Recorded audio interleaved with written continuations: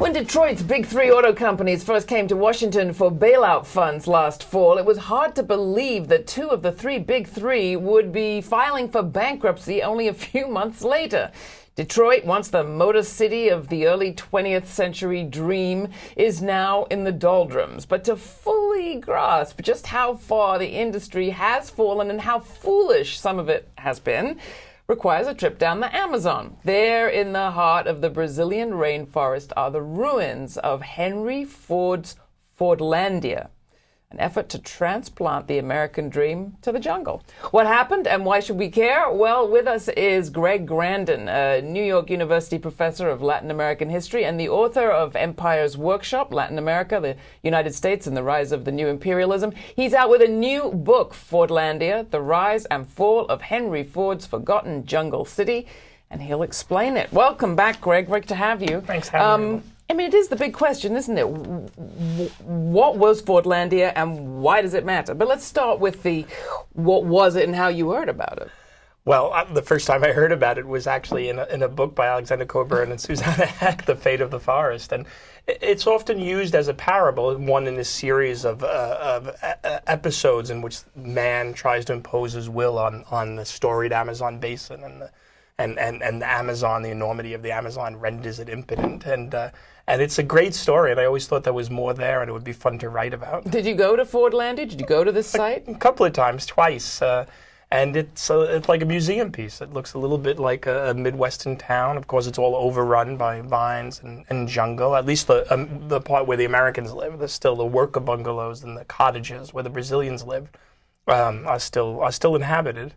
Talk a bit about the atmosphere of the day. I mean, you start the book in the period where, you know, Henry Ford is the great guru, the genius of American industry. He's friends with Thomas Edison. He's got these dreams of a future. And there's a little reference to something going on in the Amazon. Right. But what was it?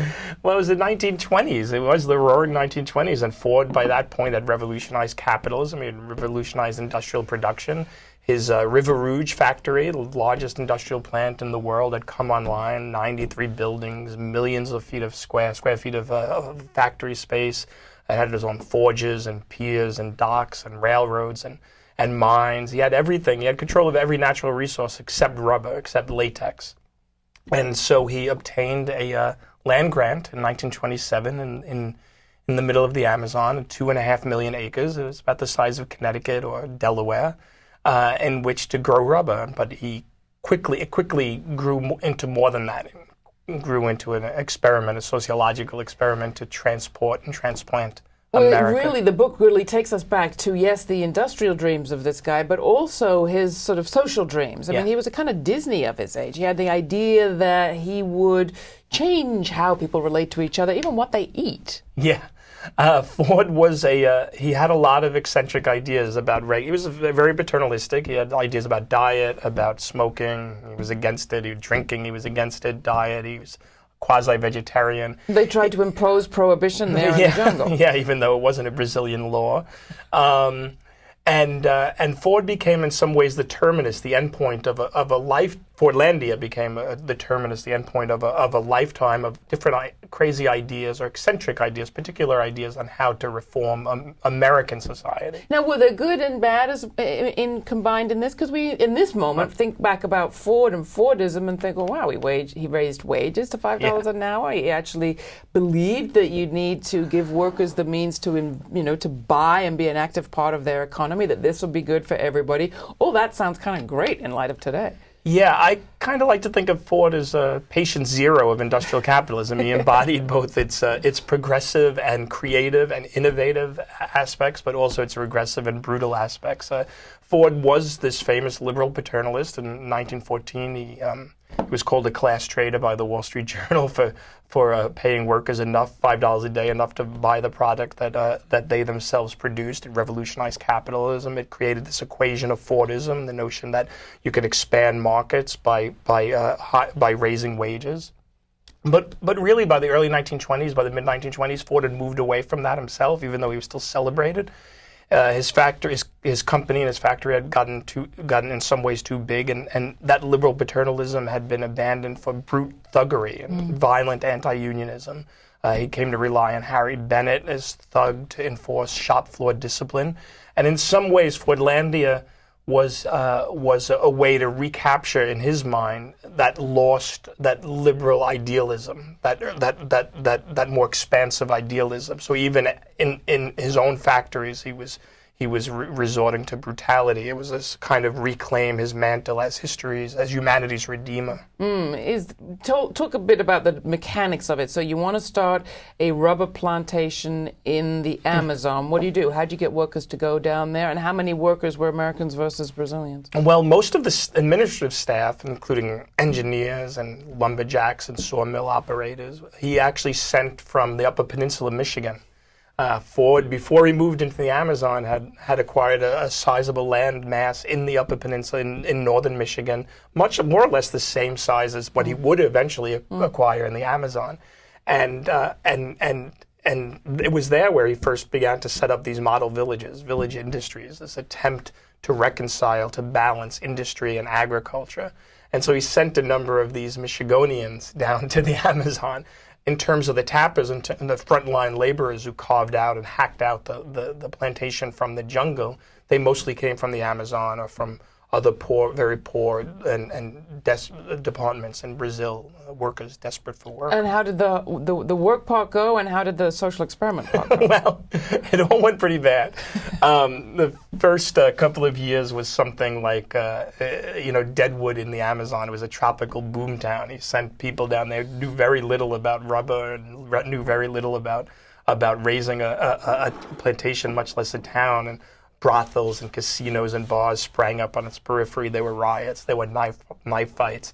He eventually managed to get, the Ford Motor Company eventually managed to get some control over the social aspect, and something approximating his vision of Americana emerged with the straight streets and Cape Cod cottages for the workers and square dances and movies and Longfellow poetry recitations. But then nature rebelled. Ford, you can't grow rubber in the Amazon and on plantations. Rubber is native to the Amazon, but that also means that the predators to rubber are native to the Amazon, the bugs and the blight and the fungi. You can grow plantation estate rubber in Southeast Asia and South Asia and Africa where the predators aren't native. But when you do that in the Amazon, especially back in the 20s before there were resistant hybrids, what you basically did was create a giant incubator. But Ford, having perfected mass production and regimentation, and in Detroit and Dearborn, he wanted to impose that on the Amazon, and he had the trees planted too close together, and that basically accelerated the reproduction of caterpillars and blight. What happened to the Michigonians that ended up there? There's pretty big cemeteries. Yes. Some of them died. Most of them made it through.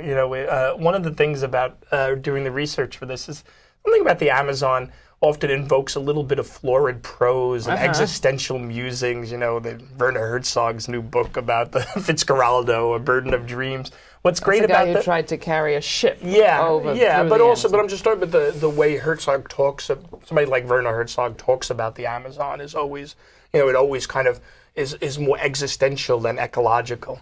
And what's great about the Michigonians is that they were inoculated. They had a kind of stubborn literalness about themselves that was almost immune to that kind of philosophical musing. You read their papers? Yeah.